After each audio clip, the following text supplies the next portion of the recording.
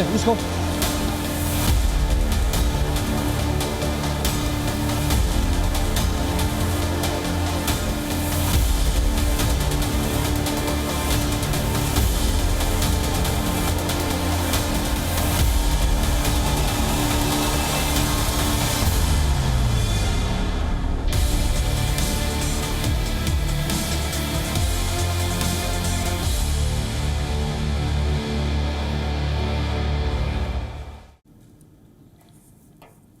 In our newsroom, we receive hundreds of stories every day. Most of them are just one-line updates, but some stories take a life of their own.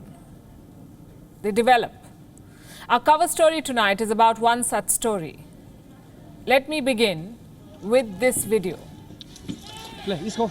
I cannot confirm when it was shot, but I can give you context about what's happening here on the screen. These are Indian soldiers. They're hitting the windows, smashing a Chinese Dongfeng.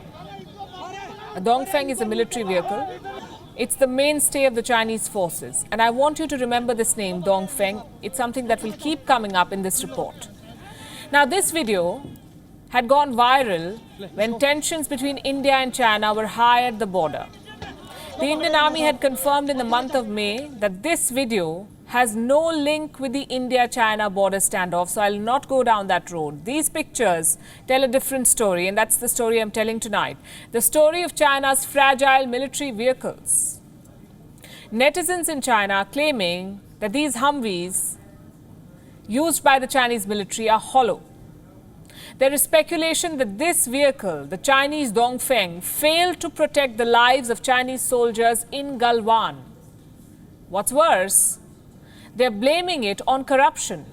Reports in China say that the country's top manufacturer of military vehicles may have cheated the government. It's a very serious allegation in any country, especially in a country like China. Remember, Beijing has not yet disclosed the number of soldiers that were killed in Ladakh. It has not even acknowledged, not given a number.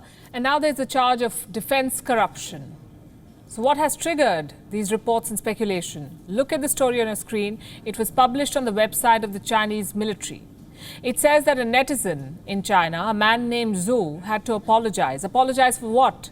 For spreading rumors, said the website. What kind of rumor is so critical that it finds a place on a website like this? Well, this man, Zhu, uploaded a post on WeChat. He said that Dongfeng Humvee had failed to protect China's soldiers. He said the poor quality of these vehicles led to the death of PLA troops on the India-China border.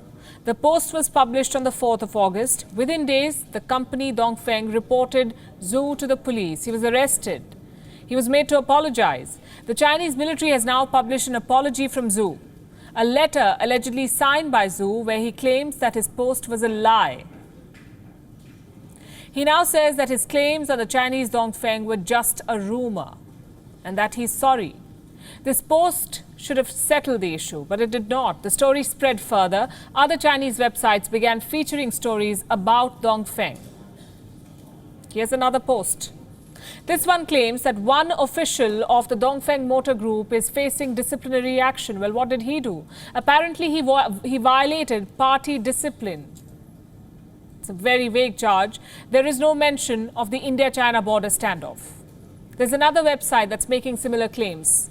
This grab is from Sohu.com, a Chinese internet services company. It claims not one, but two officials of the Dongfeng company are facing anti-corruption investigations. Again, no mention of the India-China border standoff, but both stories were published in the month of June, when the border tensions between the two countries were at their peak. There's only one piece that makes a clear connection between the standoff and the Humvees. And this one is from the Apple Daily. It's a tabloid that is published from Hong Kong. It says poor quality steel could have been used to build these Humvees. There's a quote from a commentator. He says the claims around the faulty vehicles is believable. You know what happened to the owner of Apple Daily? He's been arrested under the new security law in Hong Kong. He's being punished for exposing China's military corruption, perhaps. You follow the trail and you'll realize that this is just the tip of the iceberg. There's a lot brewing beneath the surface. These pieces are part of the chatter online. So far, there is no clinching proof that can conclusively link the substandard military vehicles to the casualties in Galwan, but such claims are not new. Neither is the corruption in the Chinese military contracts. The Dongfeng Humvee represents everything that is wrong with China. First, this military vehicle is a copy of the Hummer, but a legal one, we are told. The car is built by the Dongfeng Motor Group, a car-making company that is owned by the Chinese state. The Hummer is the famous truck and SUV brand of the West. China's Dongfeng reportedly has the license to remake the Hummer, and supply it to the Chinese military. The second reason, Dongfeng has faced corruption charges before. Again, the details are sketchy, but in 2015, a general manager of Dongfeng was under investigation. For what again? For severe violation of discipline. That's all they ever say, violation of discipline. Now, the company is facing similar charges again. It could be about the clashes at the border. It could be about something else. In China, the truth is always obscure. Military contracts, like most things, are hidden behind smoke and mirrors. China does not admit to military casualties, and it most likely will not admit to military corruption. So I'll end with this. Multiple reports have emerged below the radar. The state has felt the need to clamp down on them and make high-profile arrests, make people issue apologies even. All of this points to only one thing. There's another cover-up in progress in China.